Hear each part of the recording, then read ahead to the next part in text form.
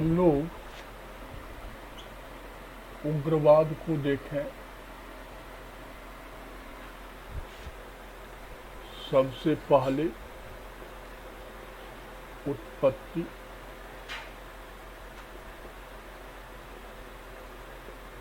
भौगोलिक क्षेत्र,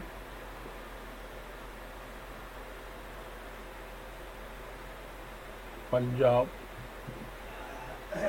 महाराष्ट्र और बंगाल,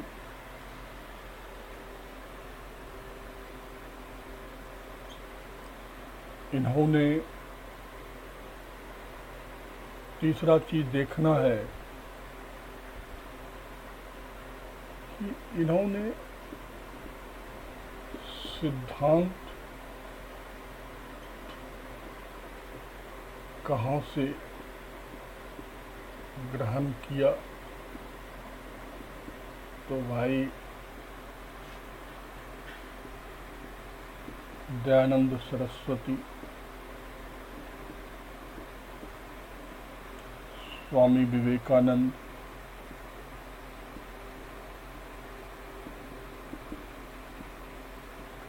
बंकिम चंद्र चटर्जी,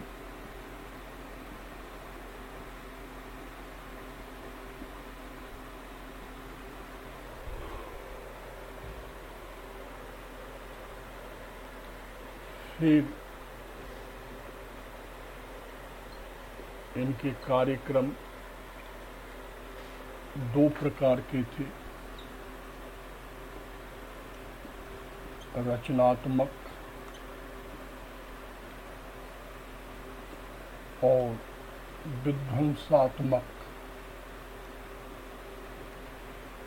रचनात्मक को ही हम स्वदेशी कहते हैं, विध्वंसात्मक को बहिष्कार। ये पहले अक्रिय थी,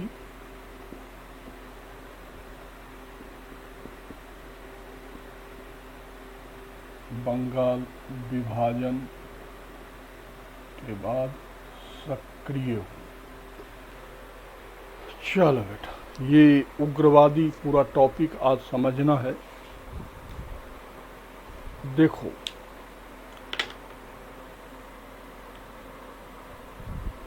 इनके प्रमुख नेता जो हैं उनको आप लोग जानते होंगे, लाला लाजपत राय, बिपिन चंद्र पाल, बाल गंगाधर तिलक, अरविंद घोष। ये सब इस के क्या थे, प्रमुख नेता थे। इनकी उत्पत्ति जो हुई है वो निम्न मध्यम वर्ग थे। क्या थे? निम्न मध्यम, अर्थात जहां से हम और आप लोग आते हैं।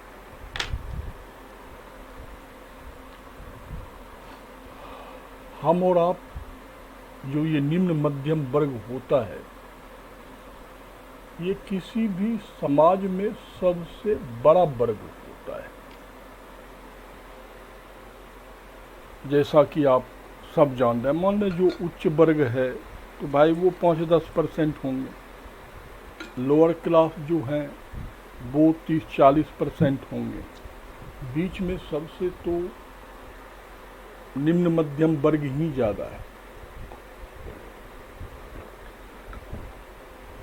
और ये निम्न मध्यम वर्ग जहां से हम सब आ रहे हैं, इसकी आवश्यकताएं बहुत है। जैसे शिक्षा ग्रहण करना, थोड़ा सा मकान हो जाना, थोड़ी सी नौकरी लग जाना, थोड़ा सा घर हो जाना, थोड़ा सा बैंक बैलेंस हो जाना, एक आध गाड़ी हो जाना, ये सारी आकांक्षाएं इन निम्न मध्यम वर्ग की होती।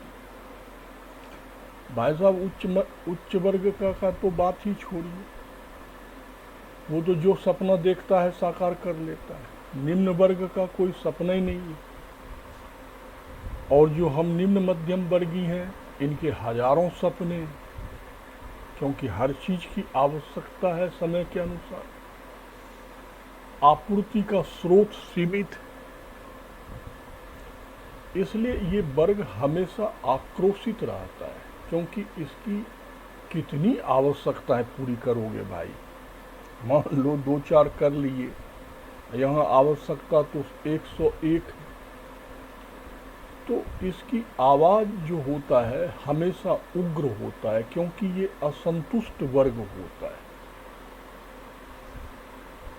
इसलिए इसे उग्रवाद कहा गया है। देखो, उग्रवादी जो होता है वो क्रांतिकारी नहीं होता है, मतलब उग्रवादी बम पिस्तौल धड़ाका भड़ाका ये सब बात नहीं करेगा। इसके बोलने का तरीका अत्यधिक उग्र होता है। जैसे आपने उदारवादी देखे, वो उनमें एक कटसी था, मैनर था, संवैधानिक रास्ते पर चलना उनका तरीका था, मृदुभाषी थे। ये उग्रभाषी है, इसीलिए इसको उग्रवादी कहा गया। और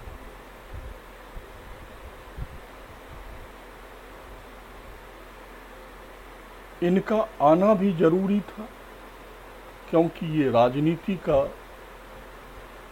सिद्धांत होता है कि राजनीति निर्वात को स्वीकार नहीं करता है। तो जब आवाम ने, जनता ने उदारवादियों को त्याग दिया, उनकी राजनीति लगभग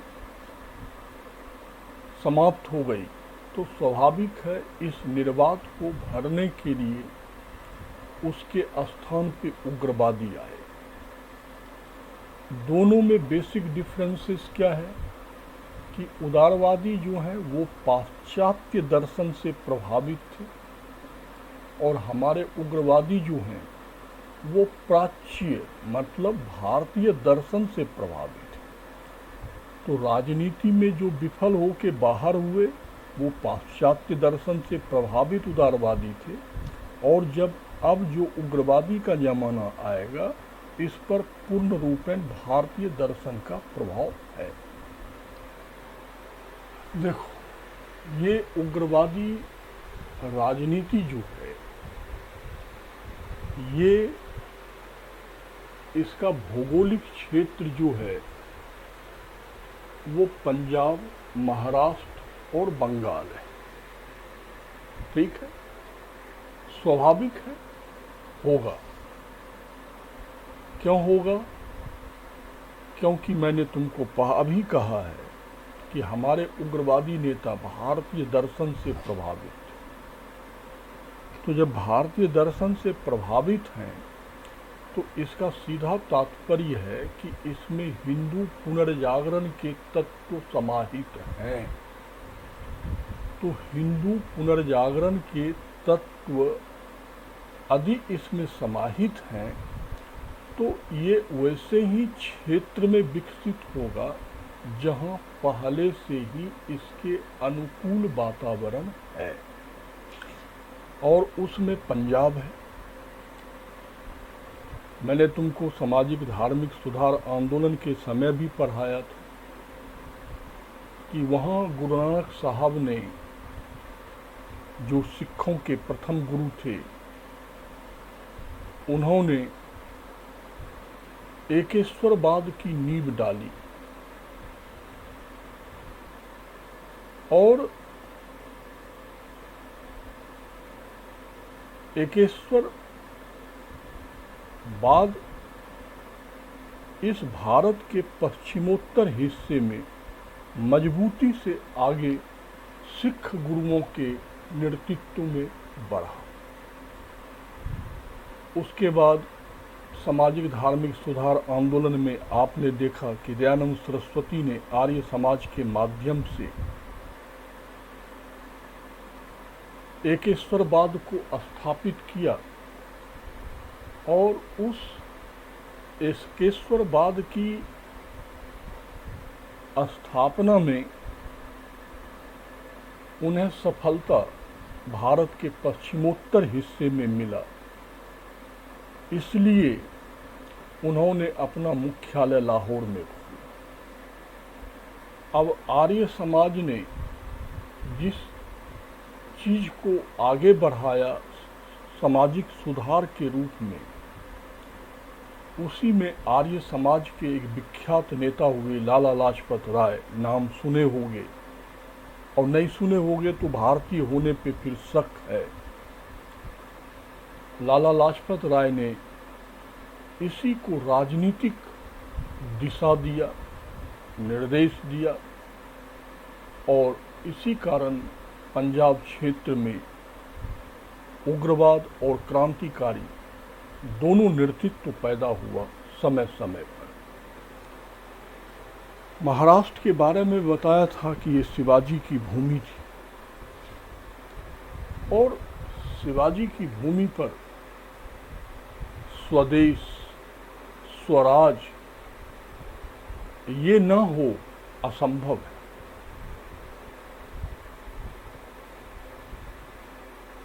अर्थात शिवाजी ने वहां पर हिंदू पुनर्जागरण के तत्वों के आधार पर ही स्वराज का निर्माण किया था। उसी को पेशवा ने आगे बढ़ाया और भविष्य में बाल गंगाधर तिलक ने शिवाजी महोत्सव और गणेश महोत्सव के माध्यम से उसे एक राजनीतिक धार दिया। इसलिए महाराष्ट्र भी उग्रवादियों और क्रांतिकारियों दोनों का बड़ा अड्डा बना था। और तीसरा बंगाल है, जिसके बारे में आप बहुत अच्छे से जान रहे हैं कि ये भारत का वो हिस्सा है जहां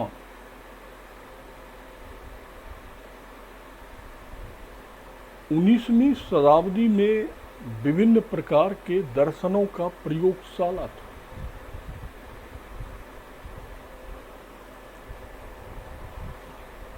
बंगालियों ने जहां राजा राम मोहन राय, ईश्वरचंद विद्यासागर, केशव चंद्र सेन जैसे उदारवादियों को फलने फूलने का जगह दिया,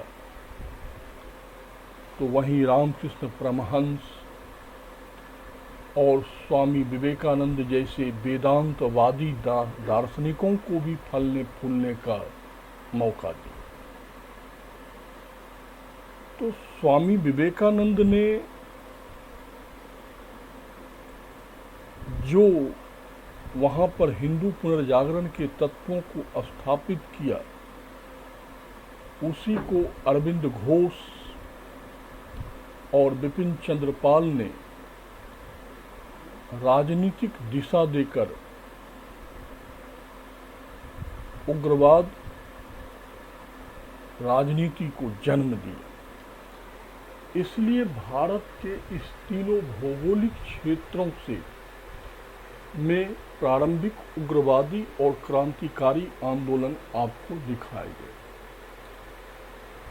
अब प्रश्न होता है कि भाई इन उग्रवादियों ने कहां से सिद्धांत ग्रहण किए, इन उग्रवादियों ने कहां से प्रेरणा प्राप्त किया। तो इनके प्रेरणा के स्रोत दयानंद सरस्वती, स्वामी विवेकानंद जी और बंकिम चंद्र चटर्जी थी। वास्तव में स्वामी दयानंद सरस्वती पहले व्यक्ति हैं जिन्होंने वेदांत दर्शन वैदिक दर्शन को राष्ट्रीय स्तर पर पुनर्स्थापित किया और हम भारतीयों को वेद की ओर लौटने के लिए कहा। इसलिए नहीं कहा कि हमें अपने वेदों से, अपने धर्मों से के प्रति भावनात्मक लगाव होता है, वो तो है, अपने जगह है, लेकिन भावनात्मक लगाव से पेट नहीं भरता है।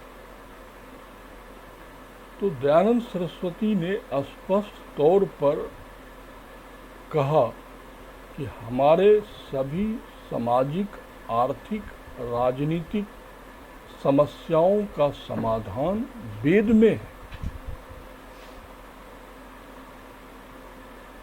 उन्होंने पहली बार हमें आत्मनिर्भर, स्वावलंबी होने के लिए कहा कि जब तक विकास की संरचना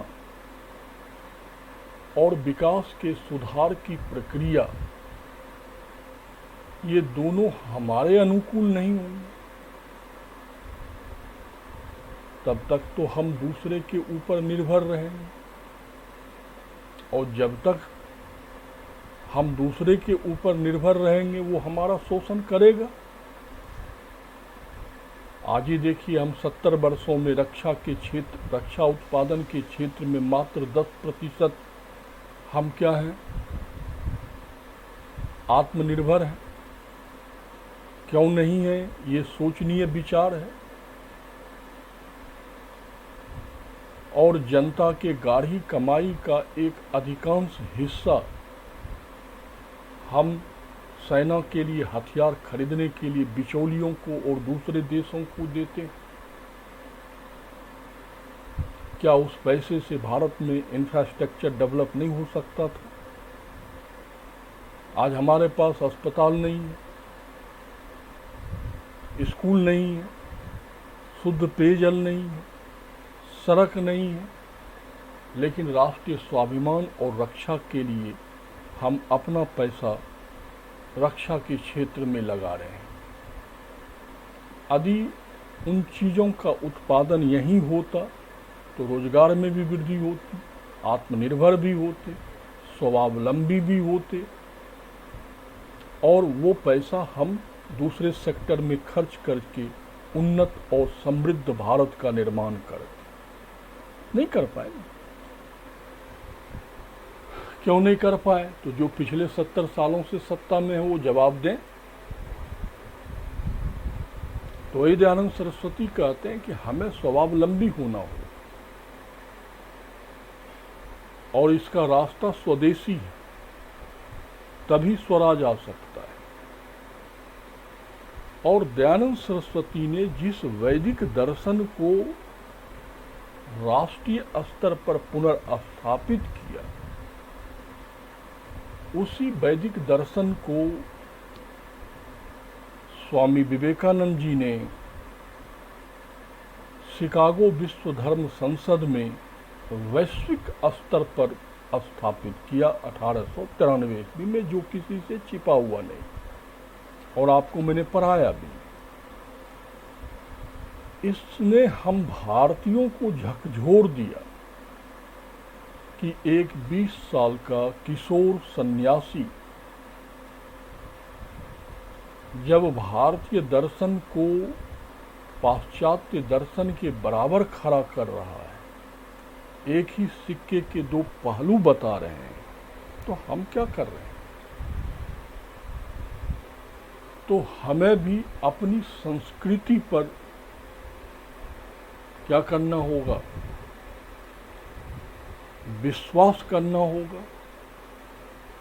हमें अपने दर्शन पर आत्मनिर्भर होना पड़ेगा, और उसी से हमें अपना आगे का मार्ग मिलेगा। यहीं से भारत में सांस्कृतिक राष्ट्रवाद का उदय हुआ, जो वर्तमान समय आते आते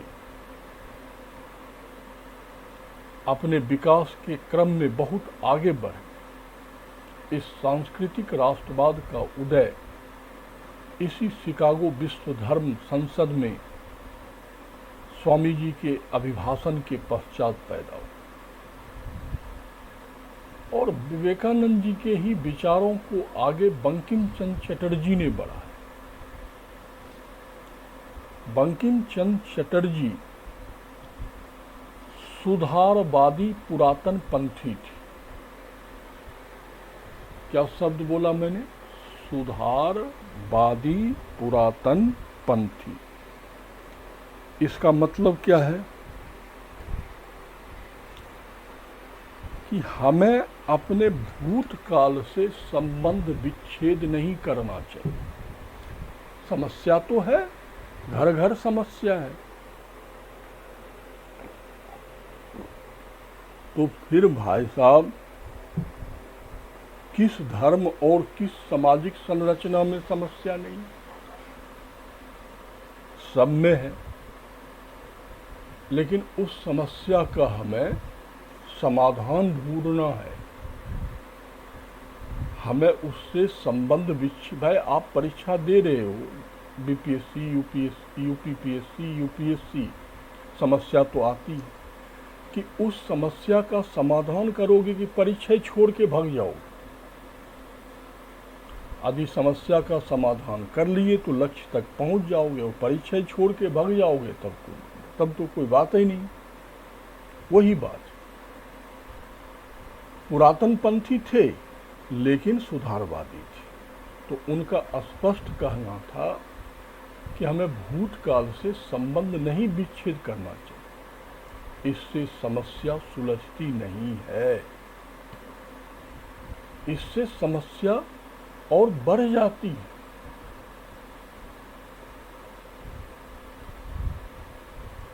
और किसी में सुधार के पहले उसमें नैतिक सुधार बहुत आवश्यक है, और नैतिक सुधार जब होगा तभी वो अन्य सुधारों को स्वीकार करेगा, और इसके लिए नैतिक सुधार के लिए धर्म की आवश्यकता है। और जिसका जिस धर्म में आस्था है वो उसी की नैतिकता को स्वीकार करेगा। अब हिंदू ईसाई नैतिकता को नहीं स्वीकार करेगा और ईसाई हिंदू नैतिकता को स्वीकार नहीं करेगा। और बंकिम चंद्र चटर्जी ने इसी को अपनी पुस्तक से आगे बढ़ाया और वंदे मातरम कह के इस राष्ट्र का उन्होंने अभिवादन किया, जिससे उग्रवादियों ने अत्यधिक प्रेरणा ग्रहण किया। अब इनके कार्यक्रम क्या है और समझो तो देखो,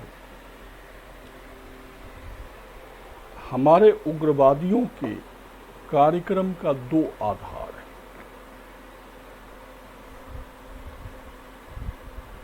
एक आधार है ये समझना, चूंकि ये भारतीय राजनीति में एक बदला हुआ प्रवृत्ति है कि हमें रचनात्मक कार्यक्रम भी करना है और हमें बहिष्कार भी करना है। रचनात्मक कार्य हमें भारतीयों के लिए करना है और बहिष्कार का कार्यक्रम हमें अंग्रेज सरकार के खिलाफ करना है। जैसे उन्होंने बहिष्कार में रखा कि स्वदेशी वस्तुओं एवं वस्त्रों का बहिष्कार, सरकारी स्कूल कॉलेजों का बहिष्कार, साथ ही साथ उन्होंने सरकारी न्यायालय की बहिष्कार की बात की।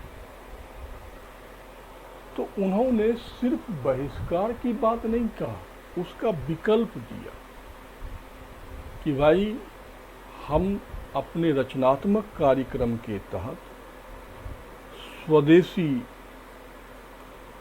उद्योग की स्थापना करके स्वदेशी वस्तु और वस्त्रों का उत्पादन करेंगे। नंबर 2, हम राष्ट्रीय शिक्षण संस्थानों को विकसित करेंगे, ग्राम न्यायालय पर बल डालेंगे। तो देख रहे हो, बहिष्कार के साथ विकल्प, ये बदलती हुई राजनीति है। तो जब राजनीति में विकल्प दिया जाता है ना, तभी जनता राजनीतिक दल से जुड़ती है, उसकी सामाजिक पृष्ठभूमि का विकास होता है। और शुरुआती समय में उग्रवादियों के ये कार्यक्रम अक्रिय थे, इनएक्टिव थे। अक्रिय का मतलब हुआ क्रियाशील नहीं था। क्यों नहीं था? तो आप स्वयं जानते हो कि इस प्रकार के कार्यक्रम तभी सक्रिय होंगे जब वातावरण भी क्या हो, उग्र हो। यदि वातावरण उग्र नहीं है तो बहिष्कार जैसे कार्यक्रम इम्प्लीमेंट नहीं होंगे। तो यहाँ अंग्रेज जब भारत का शासन हो और वातावरण को उग्र न करे, ये संभव नहीं है। और वो है बंगाल विभाजन। इस बंगाल विभाजन ने क्या कर दिया, वो परिस्थिति पैदा किया जहां हमारे उग्रवादी नेताओं को स्वदेशी आंदोलन चलाने का मौका मिला। अब देखो, बंगाल विभाजन का योजना जो है वो कर्जन, फ्रेजर और रिस्ली का है। किसका है? रिस्ली का है। आप सब लोग जानते हैं कि कर्जन भारत का गवर्नर जनरल है, फ्रेजर बंगाल का लेफ्टिनेंट गवर्नर था और रिस्ली भारत सरकार का गृह सचिव था। तो देखो, एक्चुअली बंगाल विभाजन की मांग हमारे ही राष्ट्रीय नेताओं ने किया था। भाई, बहुत बड़ा सूबा था, वर्तमान का बिहार, झारखंड, उड़ीसा, पश्चिम बंगाल, बांग्लादेश, असम मिला दोगे तो ये बंगाल था। इतना बड़ा तो पूरा यूरोप है जिसमें 100 देश है, ये एक प्रांत था।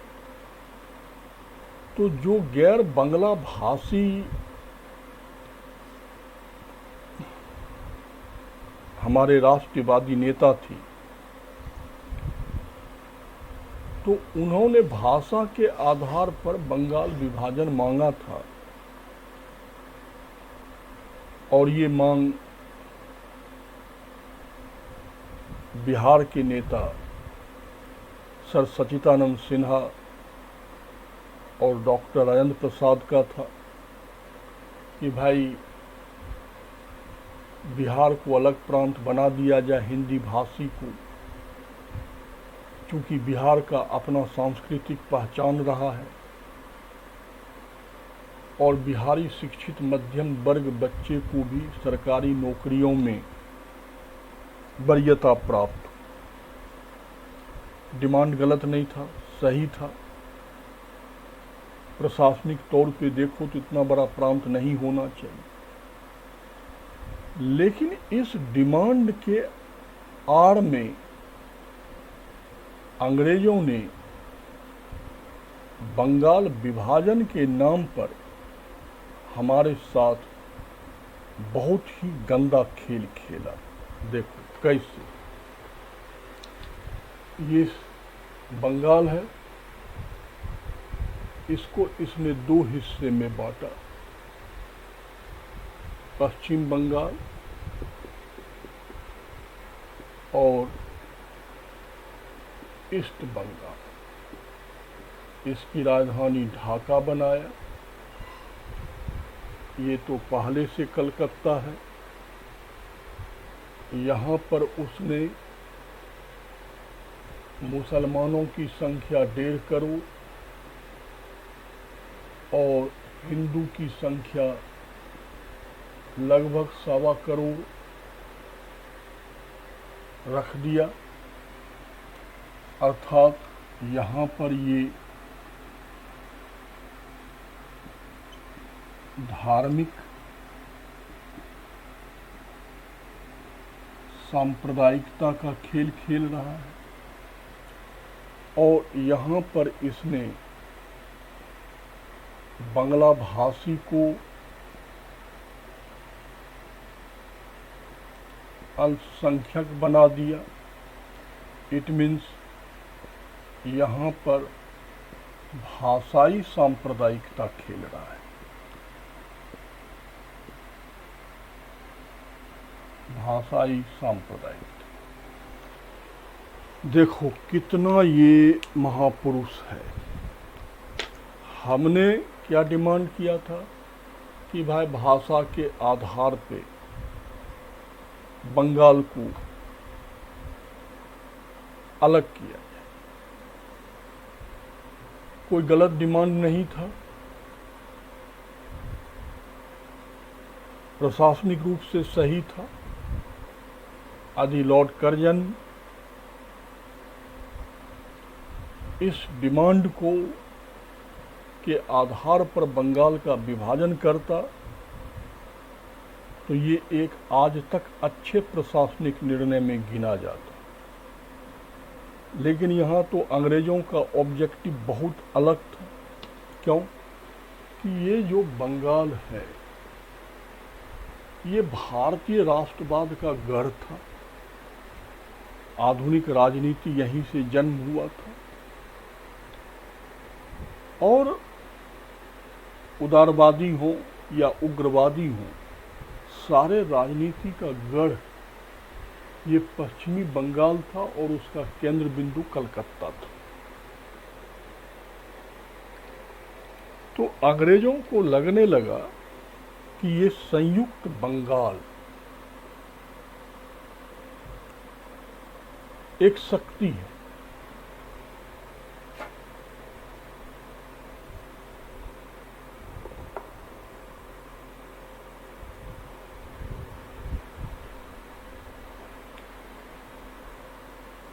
और यदि इस बंगाल को विभाजित कर दिया जाए और बंगालियों का भौतिक और मानसिक शोषण किया जाए तो एक कमजोर बंगाल बन जाएगा। इसलिए भारतीयों की जो कमजोरी है, भाषावाद, धर्मवाद, क्षेत्रवाद, उस आधार पर बंगाल का विभाजन करके उसे लड़वाया जाए। इसके